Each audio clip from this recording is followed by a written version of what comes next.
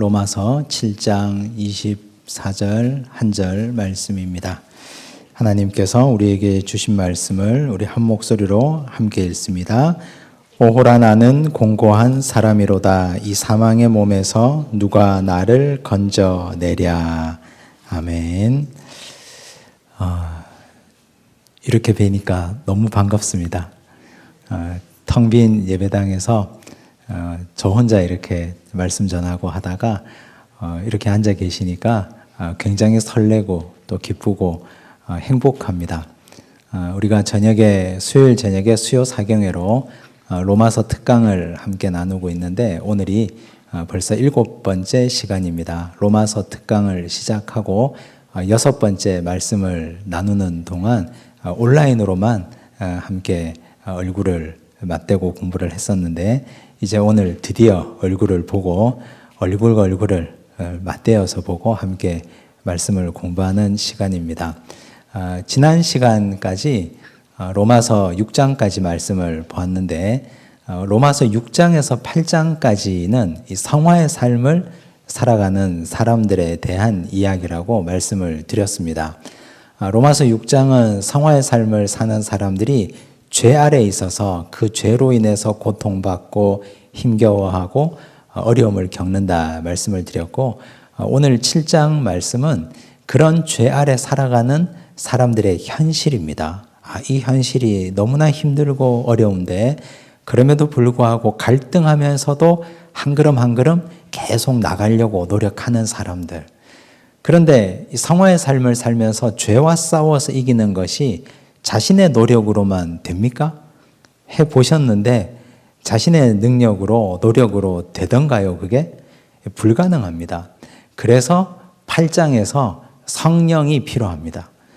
6장은 죄 아래 사는 사람의 모습을 얘기하고 오늘 읽은 7장은 갈등 가운데 있는 인간, 8장은 성령의 도우심을 힘입어서 그걸 돌파하는 능력을 덧입어야 된다. 이런 말씀을 함께 나누는 겁니다. 그래서 오늘 이 7장 말씀을 함께 보면서 갈등 가운데 있지만 우리는 이 갈등 안에서 누구를 붙잡아야 되고 무엇을 붙잡아야 하는가 함께 은혜 받으려고 합니다. 1절을 펴놓으시고 교재를 보시면서 보겠습니다.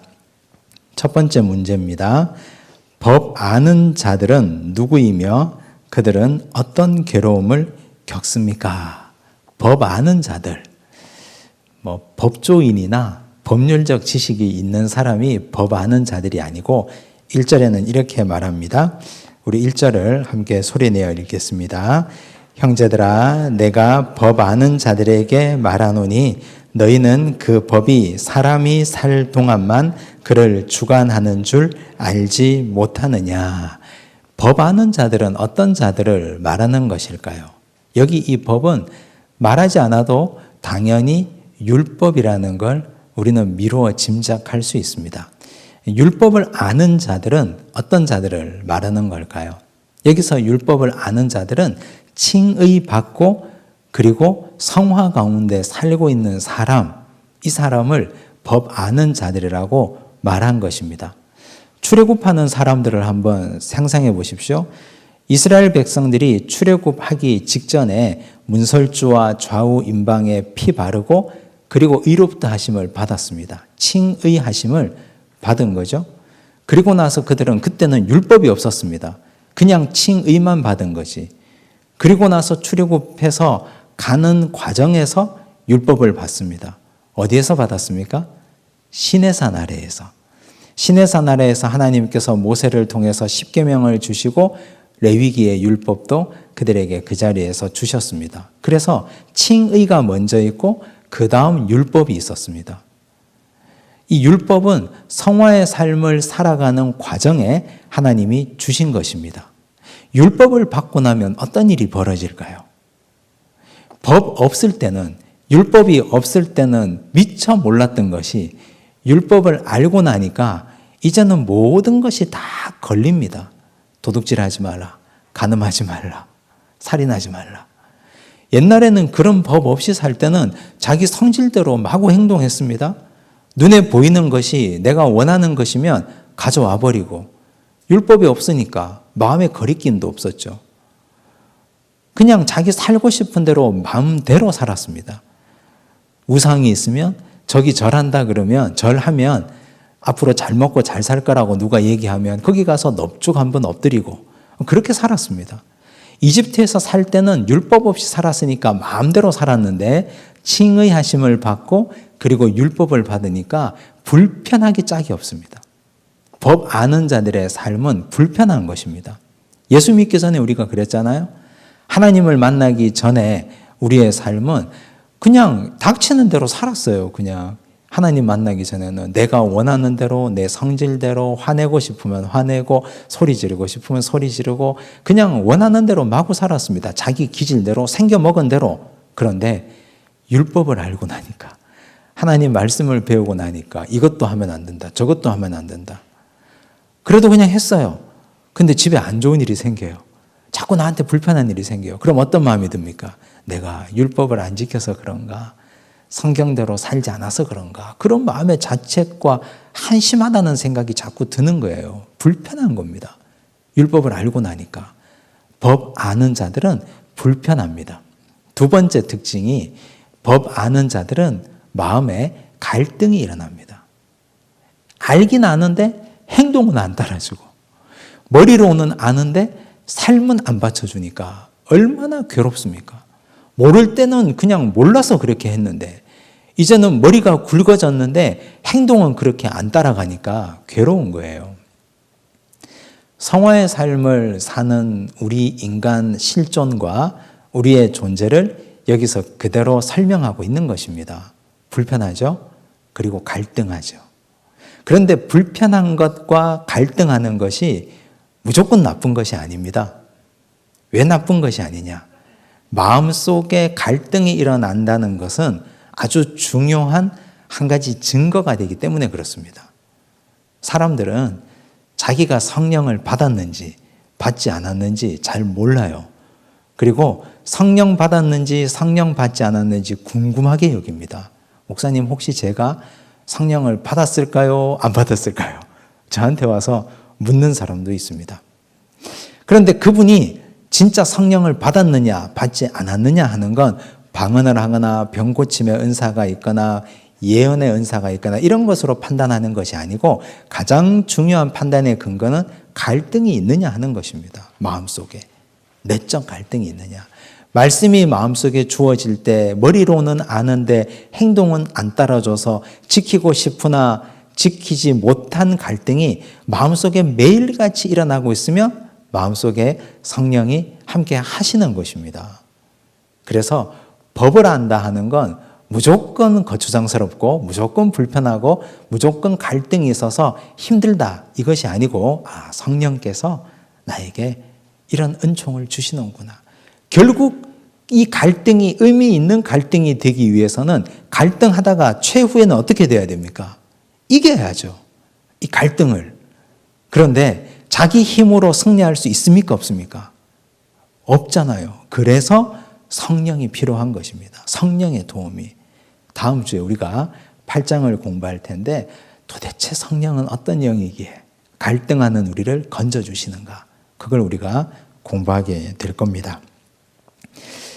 2번을 한번 볼게요. 2번 문제입니다.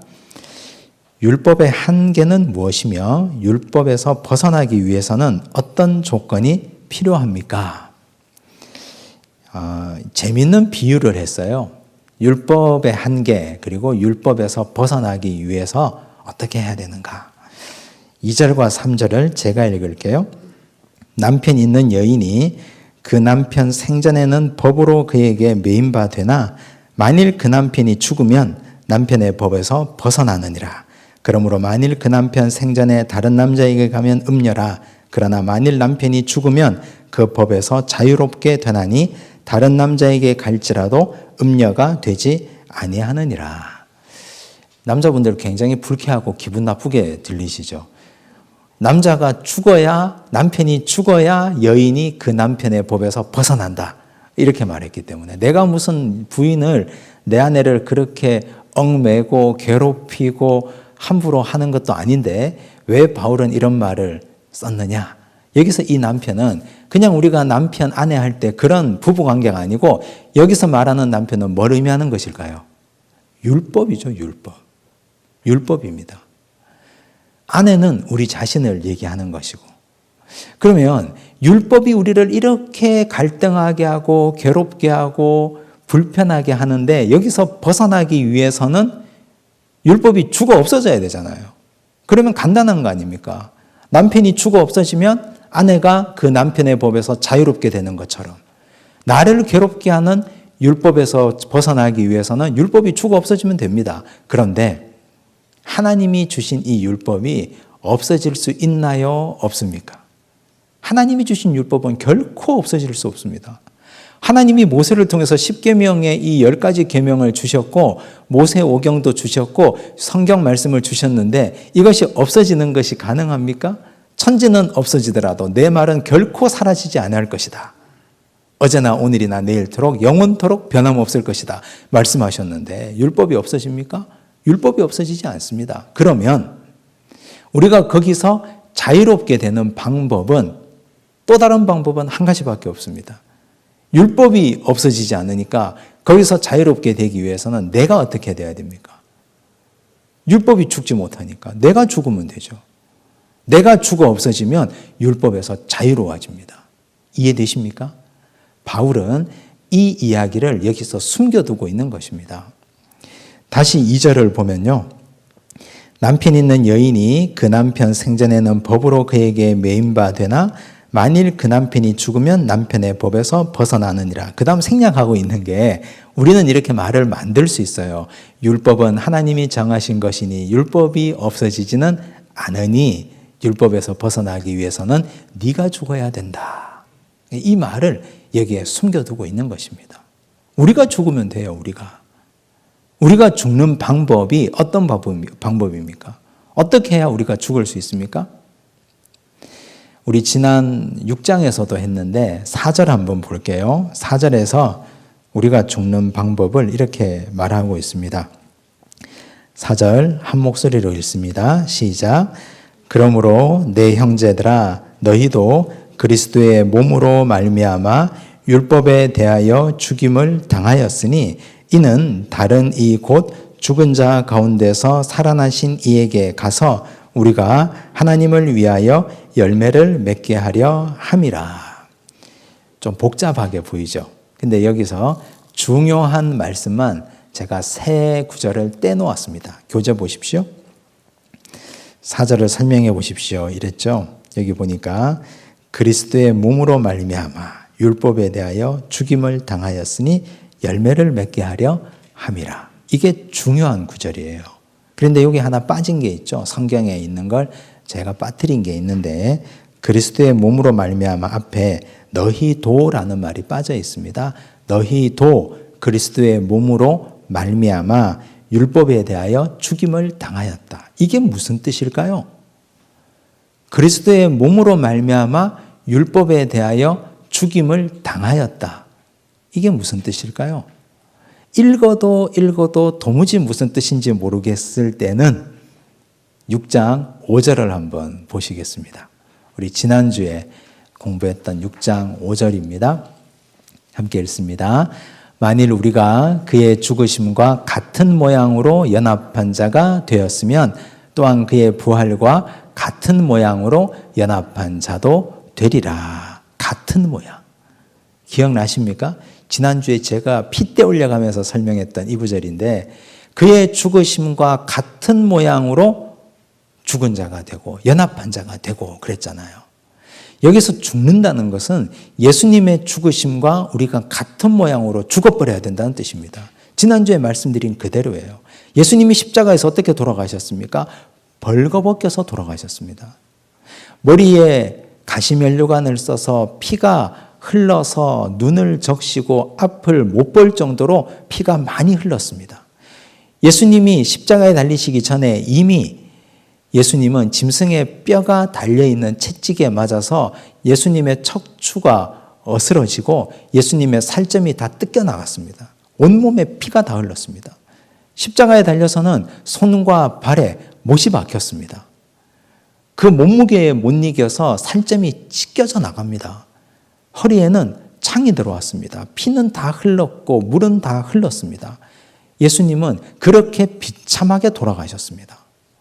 우리가 여기서 율법과 함께 죽는다는 뜻이 바로 율법을 지키기 위하여 그 정도로 애쓰고 그 정도로 투쟁하고 하나님의 말씀을 지키기 위해서 그 정도로 노력했느냐 하는 말씀입니다.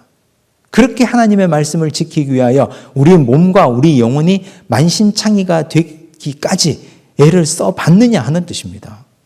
여기 이 말씀, 율법에 대하여 죽기 위해서는 예수님처럼 십자가에 달려서 그렇게 죽어버려야 됩니다. 우리가 내 자아가 죽어버리면 더 이상 하나님의 말씀인 율법이 나를 찌를 이유가 없습니다. 그냥 죽어버리면.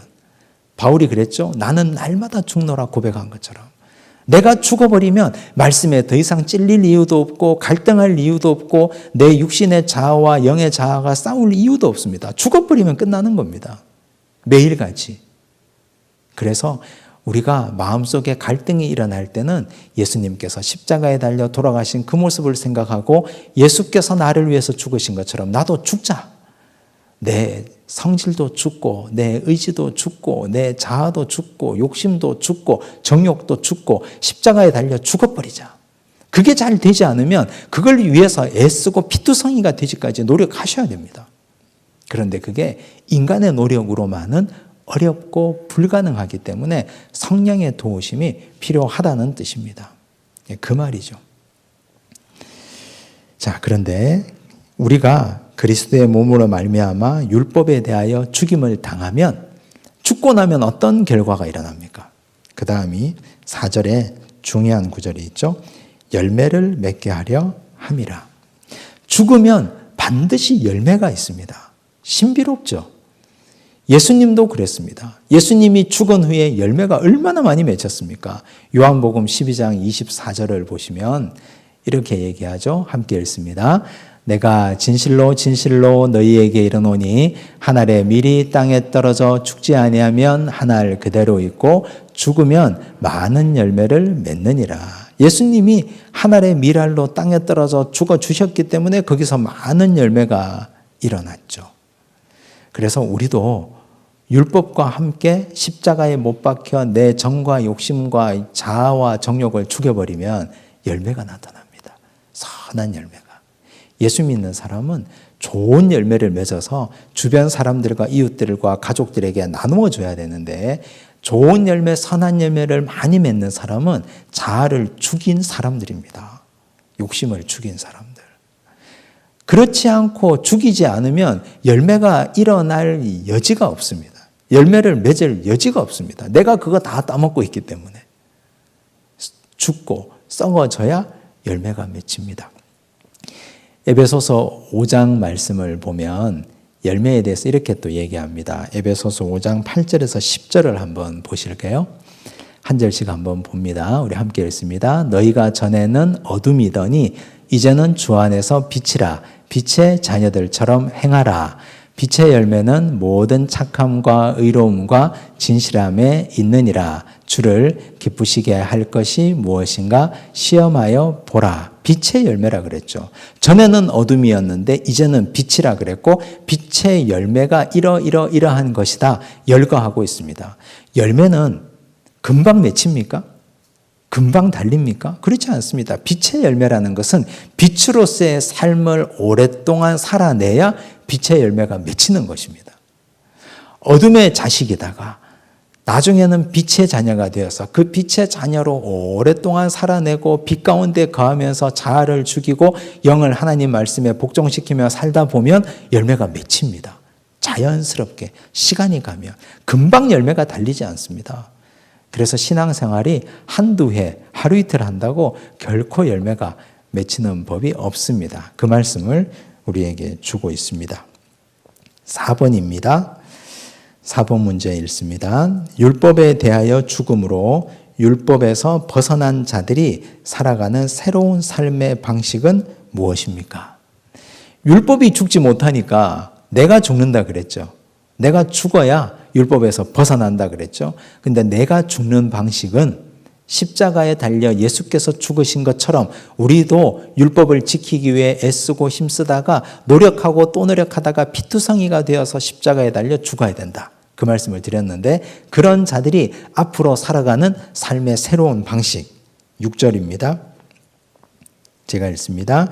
이제는 우리가 얽매였던 것에 대하여 죽었으므로 율법에서 벗어났으니 이러므로 우리가 영의 새로운 것으로 섬길 것이요 율법 조문에 묵은 것으로 아니할지니라. 두 가지를 규명해야 됩니다.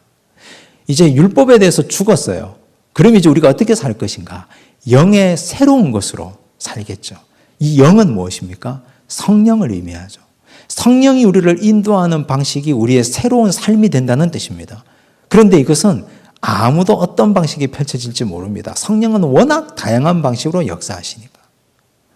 워낙 다양한 방식으로. 바울 같은 사람이 그렇게 위대한 역사적인 대사도가 될 줄 알았습니까? 아무도 몰랐습니다. 겁쟁이 베드로가 많은 사람 앞에서 예수를 주라 시인하고 설교할 줄 알았습니까? 아무도 몰랐습니다. 영의 새로운 방식으로. 영의 새로운 방식으로 일하시는 분은 성령께서 우리를 이끄시니까 성령이 우리를 이끌어 가시면 우리가 어떤 방식으로 쓰임받을지 사용될지 아무도 모르는 거예요. 나이가 많다고 혹은 배운 것이 없다고 가진 것이 없다고 낙심하거나 절망하거나 지레 겁먹거나 포기하실 이유가 없습니다. 성령께서 우리를 인도하시면 영의 새로운 방식으로 일하실 것이기 때문에. 또 한 가지 여기서 중요한 것은 영의 새로운 것으로 어떻게 한다 그랬습니까? 섬긴다 그랬습니다. 섬기는 건 누가 하는 겁니까? 바울 시대에 섬기는 건 종들이 하는 거잖아요. 그런데 우리는 율법에서 새로워지고 율법에서 죽어서 율법에서 벗어났는데 영의 새로운 것으로 다시 종이 된다 그랬습니다. 이건 죄의 종입니까? 성령의 종입니까? 자발적으로 우리가 성령의 메인바 되어서 하나님의 영으로 일한다는 뜻이에요. 과거에는 우리가 죄의 종이었습니다. 과거에는 우리가 억지로 율법이 있기 때문에 억지로 하는 것이었습니다. 은혜 없이. 그런데 이제 율법에 대해서 죽고 자아가 죽고 나니까 성령이 우리와 함께 하니까 이제는 내가 자발적으로 섬기게 되는 거예요. 자발적으로. 억지로 누가 시켜서 하는 게 아니고 억지로 기도하고 억지로 예배드리고 억지로 말씀 읽고 억지로 봉사하고 억지로 좋은 척하고 억지로 기쁜 척하고 그게 아니라 이제는 성령께서 인도하시니까 자발적으로 하는 거예요. 그걸 안 하면 견딜 수가 없는 거죠. 그런 경험 해보셨습니까? 성령으로 충만할 때. 성령으로 충만할 때는 그런 경험이 되죠. 그래서 우리는 이런 경험들을 오가면서 살고 있습니다. 바울이 그 이야기를 하고 있는 것입니다. 매일같이 영의 새로운 것으로 섬길 수 있으면 얼마나 좋겠습니까? 여기가 천국이죠. 그렇게 되면. 그 다음 문제 보시겠습니다. 바울은 율법 자체를 어떻게 보고 있습니까? 바울이 이렇게 보는 것도 보는 것이지만 율법 자체는 어떤 것일까요? 율법은 자체로 악한 걸까요? 아니면 선한 걸까요? 아니면 가치 판단을 할 수 없는 것일까요? 바울은 이렇게 말합니다. 7절을 보십시오. 제가 읽습니다. 그런즉 우리가 무슨 말을 하리요? 율법이 죄냐? 그럴 수 없느니라. 율법으로 말미암지 않고는 내가 죄를 알지 못하였으니 곧 율법이 탐내지 말라 하지 아니하였더라면 내가 탐심을 알지 못하였으리라. 율법이 죄냐? 그럴 수 없느니라. 율법은 죄가 아니라는 말이죠. 율법 자체는. 10절 보십시오.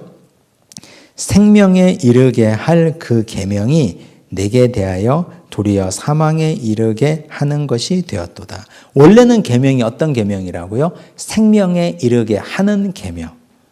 계명은 율법은 좋은 것이죠. 그러면 생명에 이르게 하는 것이니까. 12절도 볼까요?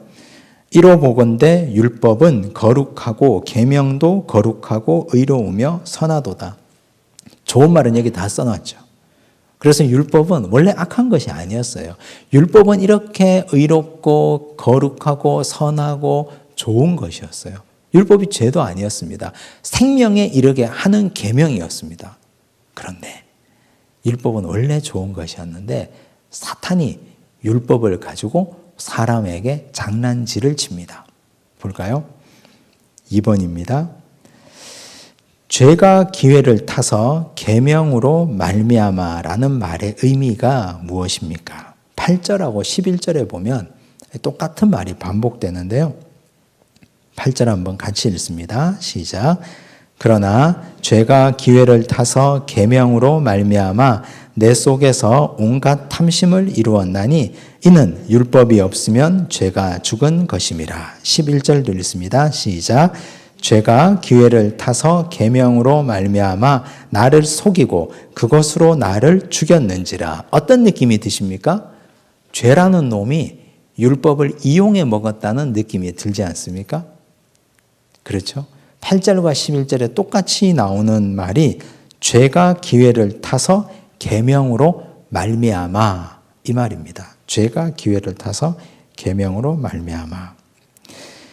여기 기회라는 말이 의미하는 헬라어가 아포르메라는 발음의 이 기회인데 이건 출발점 혹은 작전 기지라는 뜻을 가지고 있습니다.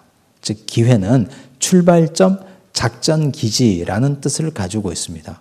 그럼 이렇게 말할 수 있겠죠. 죄가 율법을 출발점으로 삼아 사람을 사망에 이르게 했다.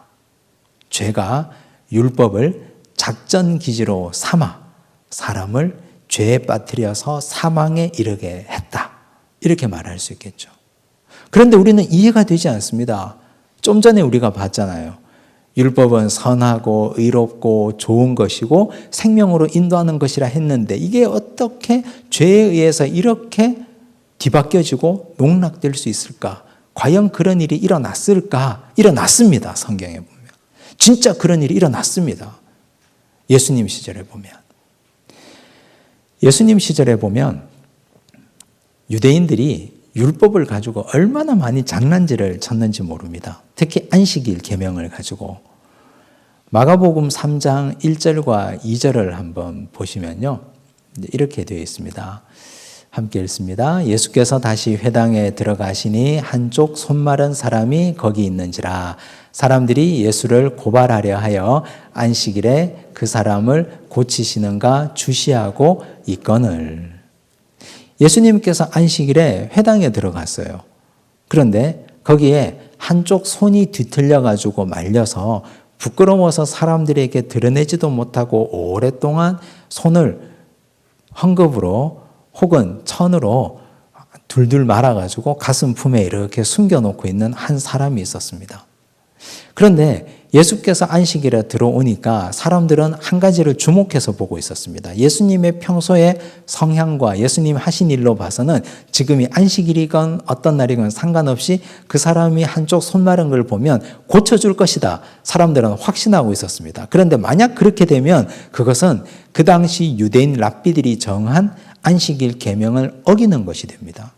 그래서 그렇게 하면 당장 고발하려고 하기만 해봐라.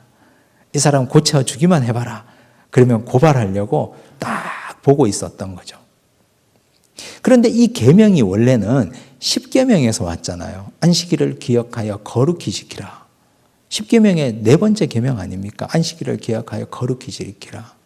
안식일 계명은 첫째 돌판, 두 번째 돌판 가운데 첫 번째 돌판에 속해 있습니다. 하나님을 사랑하라라는 의미에 속해 있는 계명입니다. 안식일은 하나님을 사랑하는 것입니다. 그리고 하나님이 가장 사랑해서 이 세상에 창조해 놓으신 것이 사람이잖아요. 그러면 안식일은 사람을 살리는 것이 안식일에 가장 해야 되는 일임에도 불구하고 이 사람들은 안식일에 병 고치는 것 일이니까 하지 마라. 그걸 죄라고 여기고 규정하고 있었습니다. 율법이.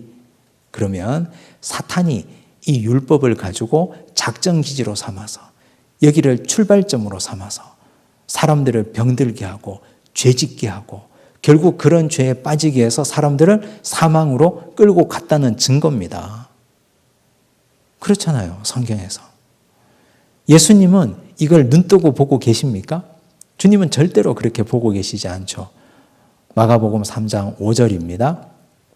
보십시오. 함께 읽습니다. 그들의 마음이 완악함을 탄식하사 노하심으로 그들을 둘러보시고 그 사람에게 이르시되 내 손을 내밀라 하시니 내밀매 그 손이 회복되었더라. 예수님이 노하셨다는 말이 중요합니다. 왜 노하셨을까요? 어디에 노하셨을까요? 물론 그 당시 완악한 마음을 가지고 살았던 유대인들에게 노하셨습니다. 그건 당연한 거죠. 그리고 또 노하신 것이 주님은 이 유대인들 뒤에 숨어서 율법을 가지고 장난질 치고 있는 사탄의 은밀한 세력들에게 노하신 것입니다. 어둠의 권세 잡은 사탄의 세력들, 죄의 근원에 대해서 주님은 노하신 것입니다. 죄가 율법을 출발점 삼아서, 죄가 율법을 작전기지 삼아서 사람들을 사망으로 끌고 가고 죽음으로 끌고 가고 죄짓게 하는 것, 이것에 주님은 노하신 것입니다. 그래서 주님은 그 노하시고 이제는 너희는 여기에 머물러 있지 마라 하시고 손을 내밀어라 하시고 안식일에 그의 병을 고쳐주셨습니다. 율법을 다시 제자리로 돌려놓으신 것이죠. 이것이 우리 주님이 하신 일입니다. 복음서에 보면 이런 일이 한두 건 일어난 것이 아닙니다. 요한복음 11장에 보면 예수님께서 죽은 나사로를 살리십니다. 무덤 앞에 서가지고 돌문을 굴려놓으라 하니까 굴려놓았습니다. 그리고 나서 예수님 하신 말씀이 나사로야 나오너라 그랬습니다. 죽은 나사로가 수족을 배로 동인 채로 걸어 나왔습니다. 죽음을 다시 생명으로 주님께서 되돌려 놓으신 것이잖아요. 그런데 그러면 사람들이 그것 보고 그 앞에서 엎드려서 주님이라고 하고 야단 법석이 나야 될 텐데 요한복음 11장에 보면 유대인들이 이날로부터 예수를 죽이려고 모의했다 그랬습니다. 사람들은 생명이 일어나는 것을 보고도 그 생명에 역행하고 예수를 죽이려고 했습니다. 참 신비로운 것이 율법은 좋은 것이라 그랬습니다. 선한 것을 사탄은 이렇게 교묘하게 바꿔가지고 죄 짓는 도구로 만들고 사람을 죽음으로 끌고 갑니다. 성경에 보면 이런 일이 얼마든지 많습니다. 창세기 4장에 보면 어떤 일이 있습니까? 창세기 4장의 제목을 얘기하라고 하면 가인과 아벨의 살인사건이죠. 가인이 아벨을 돌로 쳐 죽이잖아요. 그런데 가인이 아벨을 돌로 쳐 죽인 사건의 발화점이 뭡니까? 뭐 하다가 그랬어요? 서로 뭐 먹는 것 먹고 뺐다가 싸우다가 그랬습니까? 아니면 부모 유산 상속 때문에 그랬습니까? 더 많이 가지려고 그랬습니까? 예배 드리다가 그런 거 아닙니까? 예배 드리다가. 예배 드리고 아벨의 제사는 하나님이 받으시고 가인의 제사는 하나님이 받지 않았습니다. 거기서 화가 난 거죠. 가인이. 예배는 하나님께서 기뻐 받으시는 제사입니다. 하나님이 예배 드리라 그랬습니다. 모든 피조물이 하나님께 예배 드려야 될 가장 기본적인 의무가 있습니다. 영적인 의무입니다. 해야 되는 겁니다. 그런데 예배 드리다가 사람을 죽일 수도 있다니까요. 인류 최초의 살인 사건이 예배에서 파생됐다는 것. 사탄이 예배를 출발점으로 삼아서, 기회로 삼아서, 작전 기지로 삼아서 죄짓게 하고 사망으로 가게 하고. 우리가 예수 믿는 사람들이잖아요. 예수 믿는 사람들이 한번 생각해 보세요. 예배 드리다가 부부싸움 한 적 없는지, 예배 드리는 것 때문에 마음 상한 것 없는지, 예배 드리는 것 때문에 사탄이 거기에 틈탄 것은 없는지, 하나님의 말씀을 지키려고 하는 것 때문에 서로 가족 간에 분란이 일어난 적은 없는지. 정말 좋은 일인데 이 좋은 일 때문에 거기에 죄가 들어오고 그것 때문에 공동체가 파괴되고 그것 때문에 시험에 들고 사람이 떨어져 나간 일이 없는지. 봉사하는 거 좋은 일이잖아요. 교회에서 봉사하는 거 얼마나 좋은 일입니까? 성도는 당연히 교회 공동체를 섬기고 봉사해야죠. 근데 봉사하다가 꼭 문제가 생기잖아요. 서로 간에 갈등이 일어나고 나 저 인간 꼴 보기 싫어서 교회 안 온다 그러고 상처받았다 그러고 시험에 들었다 그러고 봉사하다가 그런 일이 일어난다니까요. 사탄이 봉사를 전쟁기지로 삼고 작전기지로 삼고 기회로 삼고 출발점으로 삼아서 거기부터 사람을 죄로 사망으로 죽음으로 끌고 가버린다니까요. 성경 공부하다가 그런 일이 일어나고 어떻게 해야 됩니까? 이걸 어떻게 해야 됩니까? 그래서 예수님께서 말씀하셨지 않습니까? 쉬지 말고 기도하고 깨어서 기도하라고. 예수님께서 제자들에게 하신 말씀 깨어 기도하라. 바울이 하신 말씀 쉬지 말고 기도하라. 우린 기도해야 됩니다. 예배 드리는 거는 다 좋은 거니까 다 잘 되겠죠. 천만의 말씀입니다. 사탄이 예배를 방해하기 위해서 예배 드리는 자들에게 살인 충동도 준다니까요. 사탄이 봉사를 방해하기 위해서 서로 간에 갈등을 준다니까요. 교회에서 하는 수많은 일들이 정말 하나님 기뻐하시는 일들인데 거기를 사탄이 죄악의 전진기지로 삼아서 어떤 일을 벌일지 모르는 일입니다. 그럼 우리는 어떻게 해야 됩니까? 정신 바짝 차리고 무슨 일을 하든지 먼저 기도부터 해야 됩니다. 전도하다가 싸움 벌어지고요. 교회 건축 얼마나 좋은 일입니까? 건축하다가 교인들 믿음 다 떨어지고요. 기도해야죠. 깨어서 기도하고 정신 바짝 차리고 기도해야 됩니다. 이렇게 되지 않으려면.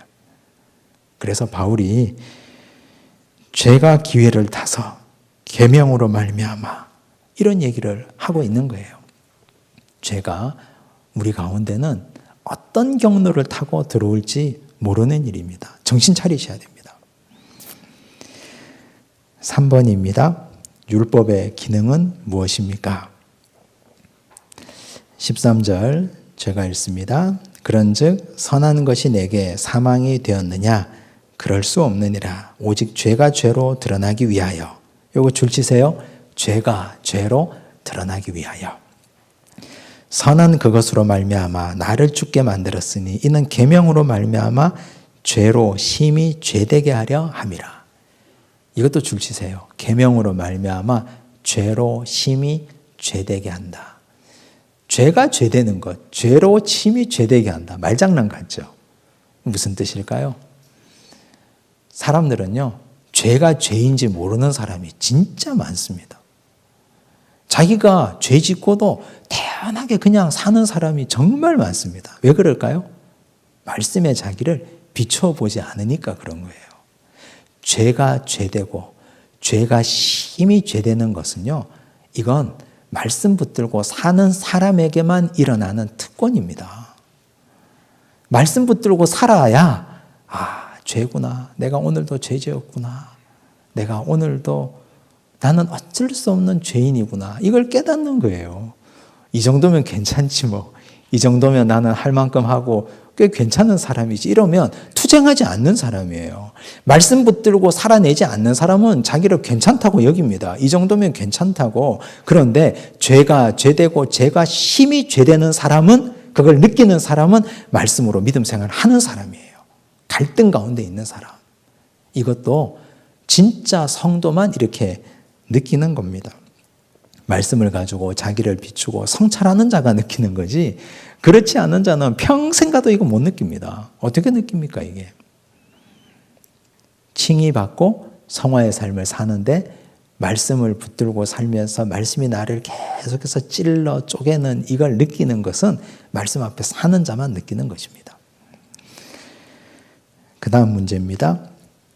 바울은 인간의 원초적 실존을 어떻게 표현합니까?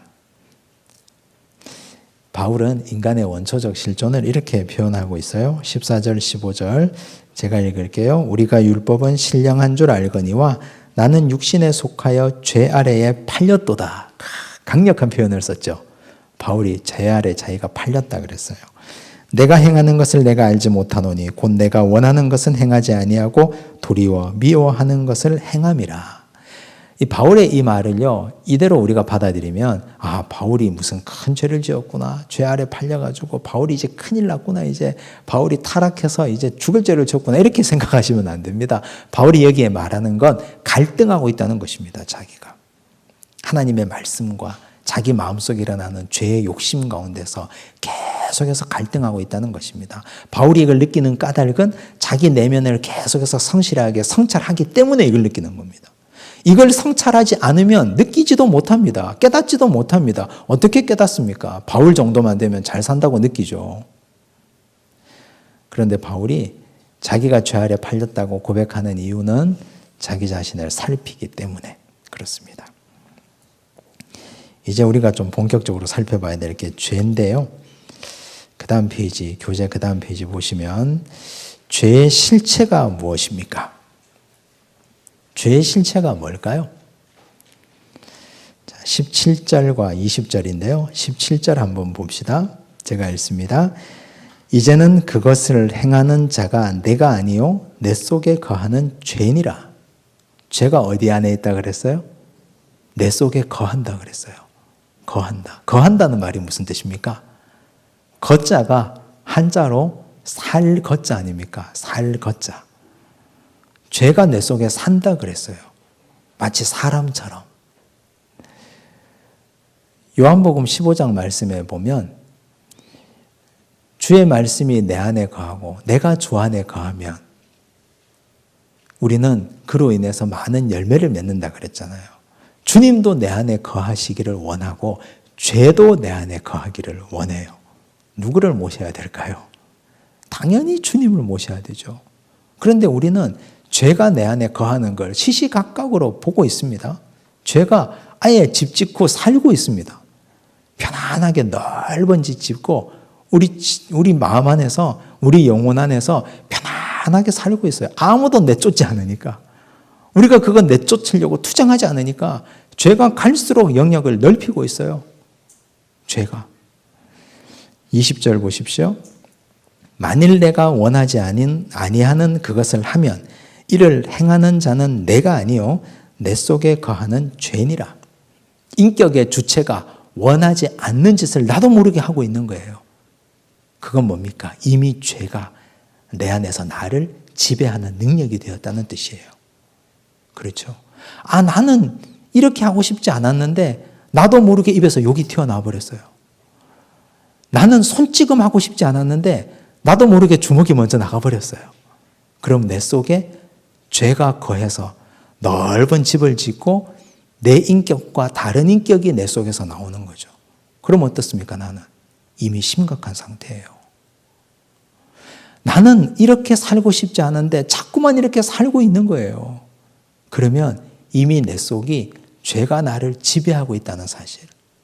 나는 내 이름 석자 가지고 있고 직업도 가지고 있고 하루 세 끼 먹고 사회 나가면 건강한 사람으로 인정받고 있으나 사실은 나는 죄의 로봇 노릇을 하고 있다는 사실입니다. 죄의 종 노릇하고 있다는 사실이에요. 이게 심각하지 않습니까?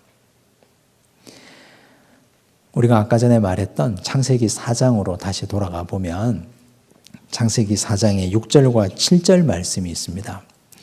한번 잘 보십시오. 제가 읽겠습니다. 여호와께서 가인에게 이르시되 내가 분하여 함은 어찌 됨이며 안색이 변함은 어찌 됨이냐. 내가 선을 행하면 어찌 낯을 들지 못하겠느냐. 선을 행하지 아니하면 죄가 문에 엎드려 있느니라. 이 말이 중요해요. 죄가 어떻게 해요? 문에 엎드려 있다 그랬어요. 마치 뭐 같습니까? 짐승처럼. 거대한 커다란 짐승처럼 죄가 문 앞에서 엎드려서 그 문이 열리기만 어르렁거리며 기다리고 있는 거죠.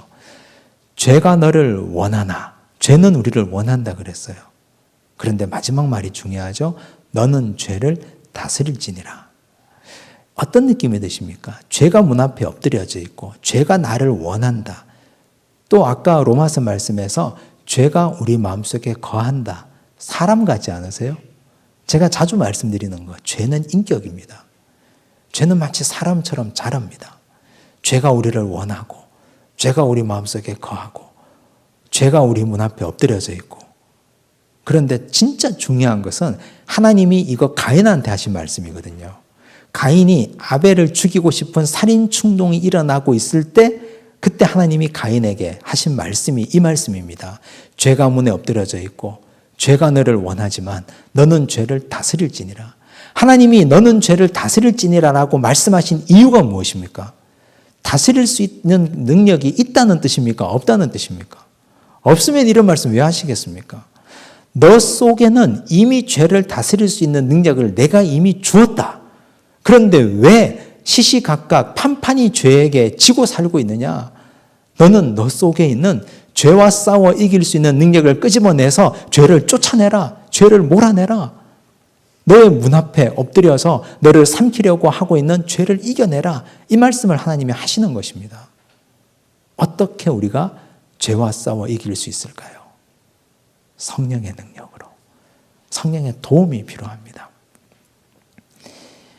기독교가 타종교하고 다른 결정적인 차이인데 타종교도 마음속에 갈등을 얘기하거든요. 불교가 특히 많이 얘기하잖아요. 마음속에 번뇌, 갈등, 여러 가지 세상의 욕심들. 근데 그걸 어떻게 하라 그럽니까? 뭐 여러 가지 고행을 통해서 다 비워내라 그러잖아요. 자기 힘으로 하는 거예요. 면벽 참선하고 벽 보고 3년 동안 앉아있고 안 먹고 가부좌 틀고 앉아있고. 그런데 예수님은, 하나님은 인간을 창조하신 분이시니까 인간을 아는 거예요. 그렇게 해서는 절대로 죄와 싸워 이길 수 없다는 사실을 너의 능력으로는 어떻게 하라고요? 성령의 도움을 받아야 되는 거예요. 우리가 다음 주에 살펴볼 성령의 능력이 우리와 함께 임해야 우리가 성령의 능력으로 죄를 물리치고 이길 수 있는 것입니다. 이 말씀을 하신 겁니다. 그 다음 3번 문제입니다. 거듭난 인격이라 하더라도 죄와 갈등하며 투쟁합니다. 바울은 이 과정을 어떻게 설명합니까? 우리는 이걸 이상하게 여기면 안 됩니다. 칭의 받은 인간은 우리는 의롭다 하심을 받았잖아요. 그래도 죄 짓습니다. 성화의 과정에서 계속 갈등합니다. 마음속에 죄의 욕심이 일어나서 계속 갈등합니다. 이건 이상한 것이 아닙니다. 바울도 그랬고 출애굽 받은 이스라엘 백성들도 그랬고 누구나 그랬습니다. 다 그렇습니다. 그런데 여기서 중요한 건 갈등하고 질 것이냐 이길 것이냐 이게 중요한 거죠. 갈등만 하고 져버리면 갈등했던 세월이 얼마나 아깝습니까? 이겨야죠. 그 이김은 성령으로 말미암아 이길 수 있다. 이 말씀입니다. 바울은 이 과정을 19절에서 이렇게 얘기합니다. 제가 읽을게요. 내가 원하는 바 선은 행하지 아니하고 도리어 원하지 아니하는 바 악을 행하는도다. 원하는 것은 뭡니까? 선을 행하는 것. 소원이죠, 소원. 행함은 뭡니까? 악을 행하는 것이죠. 소원은 선인데 행동, 결과는 뭡니까? 악이죠. 여러분 그렇지 않습니까, 우리가? 마음은 굴뚝 같은데 행동은 항상 엉망이에요. 마음은 그렇지 않은데 말은 항상 이상한 말이 나와요. 생각은 그렇지 않은데 행동은 항상 엉망으로 해놓았어요. 이 갈등을 바울이 표현한 겁니다. 그러면서 우리는 생각하죠. 혹시 내가 거듭나지 못한 건 아닌가? 내가 버림받은 인간은 아닌가? 그때 구원파 이단이 우리를 찾아와가지고 얘기하죠. 언제 몇 월 며칠 몇 시 몇 분에 거듭나셨습니까? 그거 저 잘 모르는데요. 혹시 당신이 거듭났다고 생각하고 죄를 지으셨습니까? 네, 저는 오늘도 죄를 지었습니다. 그러면 여러분은 거듭난 자가 아닙니다. 이렇게 얘기하면 뜨끔한 거예요. 그래서 쪽지 하나 주고 가죠. 이초석 씨가 뭐 몇 월 며칠 몇 시에 어디에서 하는 집회에 오십시오. 그래서 사람들이 이단으로 넘어가는 거죠. 그런데 거듭난 존재가 항상 갈등 가운데 마음은 원인데 행동은 이렇게 하고 있습니다. 이것이 우리의 실존이에요. 바울이 그걸 인간의 비참한 상태를 이렇게 표현하고 있는 것입니다. 22절 보실까요? 제가 읽습니다. 내 속으로는 하나님의 법을 즐거워하되. 속으로는 하나님의 법을 즐거워해요. 속은 그렇게 하고 싶어요. 23절 읽습니다. 내 지체 속에서 한 다른 법이 내 마음의 법과 싸워 내 지체 속에 있는 죄의 법으로 나를 사로잡는 것을 보는도다. 현실은 어떻습니까? 죄의 법이 나를 사로잡아 가는 거예요. 이게 이상과 현실의 괴리 가운데 갈등하고 있는 바울이죠. 그래서 바울은요, 결국은 탄식합니다. 이 아주 유명한 구절 아닙니까? 24절입니다. 함께 읽습니다. 시작. 오호라 나는 공고한 사람이로다. 이 사망의 몸에서 누가 나를 건져내랴. 자, 바울이 이렇게 말했어요. 바울이 갈등하고 또 갈등하다가 바울이 결국은 고백한 것이 오라 나는 공고한 사람이로다. 이 사망의 몸에서 누가 나를 건져내랴. 여기서 공고한이라는 헬라어 단어를 보십시오. 탈라이포로스라는 단어인데 이거의 원형을 이렇게 분리해서 표현해 보았습니다. 틀라오라는 참다라는 말과 페이로라는 찌르는 듯한 신문이라는 말이 합쳐진 것입니다. 그런데 여기 찌르는 듯한 신문, 뭐로 찌르느냐? 쇠코챙이로 찌른다라는 뜻이에요. 쇠코챙이로 제가 찔려보지 않아서 저는 잘 모르겠습니다. 쇠꼬챙이로 찌르는 듯한 신문을 계속해서 몇 시간 동안 혹은 며칠 동안 받다 보면 사람이 퍼지잖아요. 그냥 곤고해지잖아요. 여기 이 곤고하다는 말이 내가 하루 종일 밖에 나가서 땀 흘려 일했더니 몸이 노곤하네, 몸이 피곤하네, 그런 의미의 곤고함, 피곤함이 아니에요. 쇠꼬챙이로 누군가가 나를 계속해서 찔러대는 것, 여기에서 내가 너무 고통스럽고 피곤해서 온몸에 피가 다 빠져나가고 물이 다 빠져나가서 탈진한 상태, 그걸 곤고하다고 표현한 것입니다. 바울이 이렇게 곤고하다고 표현한 이유는 무엇일까요? 자기는 율법을 붙들고 살아보려고 발부둥 쳤어요. 율법을 붙들고 살아보려고 발부둥 쳐본 사람만이 이 고백을 할 수 있는 것입니다. 우리는 율법을 붙들고 하나님 말씀대로 살아보려고 진짜 발부둥 쳐 보셨습니까? 그런 발부둥을 쳐보지 않고는 이런 고백을 감히 할 수가 없습니다. 바울이 그러면서 마음속에 심한 갈등을 겪는 거죠. 쇠꼬챙이로 나를 찌르는 듯한 갈등. 마음은 원인데 행동은 항상 함부로 가는 그런 갈등을 바울이 표현한 것입니다. 그런데 바울의 이 말은요, 희망적으로 끝냅니다. 누가 나를 건져내랴 이렇게 얘기했죠. 건져내랴. 헬라어로 리세타이. 이건 미래형입니다. 누가 나를 건져낼까? 건져낼 사람이 없다. 이런 뜻이 아니에요. 미래형으로 희망을 얘기한 겁니다. 누군가 나를 건져낼 것이다. 오호라 나는 공고한 사람이로다. 이 사망의 몸에서 누군가 나를 건져낼 것이다. 이렇게 던진 거예요. 누가 건져낼까요? 누가? 성령께서 건지시겠죠. 그런데 바울은 성질이 급해가지고 바로 그 밑에 25절에서 답을 주고 있어요. 25절 함께 읽습니다. 우리 주 예수 그리스도로 말미암아 하나님께 감사하리로다. 그런즉 내 자신이 마음으로는 하나님의 법을, 육신으로는 죄의 법을 섬기노라. 여전히 갈등하고 있죠. 마음으로는 하나님의 법을, 육신으로는 죄의 법을 섬기고 있죠. 그런데 바울이 어떻게 해요? 우리 주 예수 그리스도에게 감사하고 있습니다. 건져낼 분이 누구란 말입니까? 예수 그리스도라는 말이에요. 예수 그리스도께서 죽으심으로 약속하신 성령께서 오시면 나를 건져낼 것이다. 결국 궁극적으로 예수 그리스도께서 나를 건져냈을 것이다. 지금까지 로마서 7장은 계속해서 인간의 실존의 갈등 사항을 계속 얘기했거든요. 근데 마지막 25절이 희망으로 끝내고 있습니다. 예수 그리스도께서 나를 건져냈을 것이다. 근데 이것은 바울에게만 있는 사상이 아니에요. 바울에게만 있지 않고 시편 기자, 우린 시편을 가장 많이 쓴 사람을 다윗이라고 알고 있잖아요. 다윗도 고백했습니다. 시편 13편 1절과 2절을 한번 보십시오. 제가 읽을 테니까 어느 때까지니까 이게 몇 번이 있는지 한번 세보십시오. 여호와여 어느 때까지니까 나를 영원히 잊으시나이까? 주의 얼굴을 나에게서 어느 때까지 숨기시겠나이까? 나의 영혼이 번민하고 종일토록 마음에 근심하기를 어느 때까지 하오며 내 원수가 나를 치며 자랑하기를 어느 때까지 하리이까? 몇 번 나옵니까? 4번. 짧은 이 구절에 다윗이 어느 때까지 다윗이 계속 그걸 갈등하고 있는 거예요. 자기가 원수 때문에 힘들고 어려운 상황을, 낙심하는 상황을 이렇게 탄식하고 있습니다. 그런데 이 상황이 바뀌어지지 않았어요. 똑같은 상황이에요. 같은 시편에서 5절, 6절에서 어떻게 표현하고 있는지를 한번 보십시오. 함께 읽습니다. 나는 오직 주의 사랑을 의지하였사오니 나의 마음은 주의 구원을 기뻐하리이다. 내가 여호와를 찬송하리니 이는 주께서 내게 은덕을 베푸심이로다. 주의 사랑을 의지한다 그랬죠. 어느 때까지이냐? 계속해서 그 시간을 가지고 주님께 탄식하고 하나님께 여쭈었는데 바뀌어진 게 아무것도 없어요. 근데 시를 끝낼 쯤 되니까 주의 사랑을 의지하겠습니다. 그리고 오히려 찬송하고 감사하고 있어요. 세상에 많은 철학자들이 인간의 실존의 이 갈등을 얘기한 사람은 진짜 많습니다. 실존주의 철학자들이. 인간의 내면과 자기 생각과 다르게 행동하는 이 인간의 위선적인 상황을 그걸로 끝내면 허무주의로 가버립니다. 허무한 거예요, 세상이. 왜 나는 내 뜻대로 살지 못할까? 왜 나는 내 생각대로 살지 못할까? 왜 나는 이 모양 이 꼴일까? 나는 평생을 살아도 왜 이렇게 나아지지 않을까? 이렇게 갈등하면 허무주의로 갈 수밖에 없잖아요.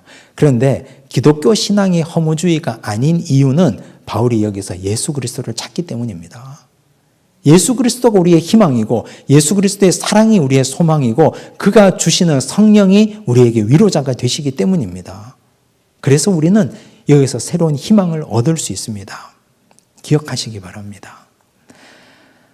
우리 로마서 7장은 성화의 삶을 살고 있는 사람의 현 실존을 쭉 기록하고 있었습니다.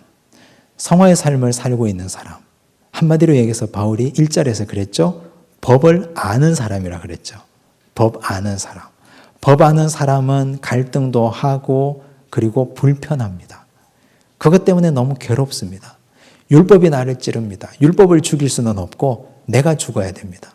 내가 죽는 건 예수께서 십자가에 달려 돌아가신 것처럼 나도 그렇게 죽어야 됩니다. 그렇게 죽는 게 쉽지 않습니다. 너무 힘이 듭니다. 그래서 그 과정에서 바울은 계속 갈등했는데 결국은 마지막에 성령을 요청하고 예수 그리스도를 통해서 희망을 가짐으로 끝을 맺고 있습니다.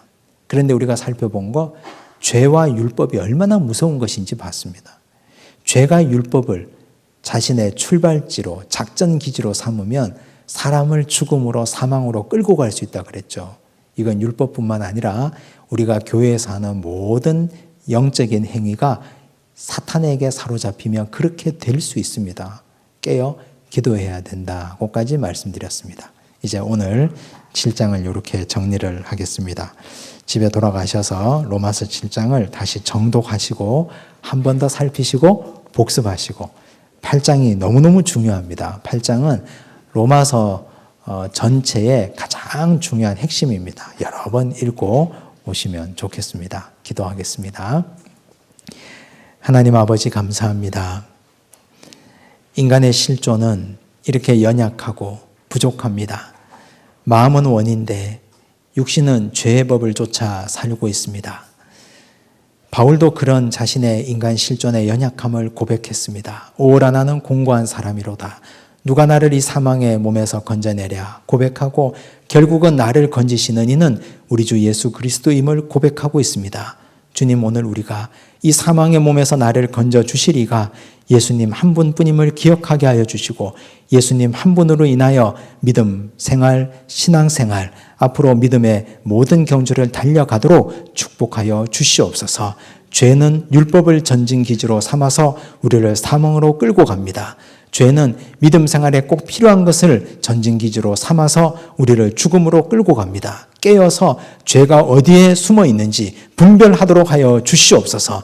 죄가 어디쯤 가 있는지 우리 눈으로 보게 하여 주시고 영적으로 깨닫는 믿음의 백성들 되도록 축복하여 주시옵소서. 모든 말씀 예수님 이름으로 기도드리옵나이다. 아멘.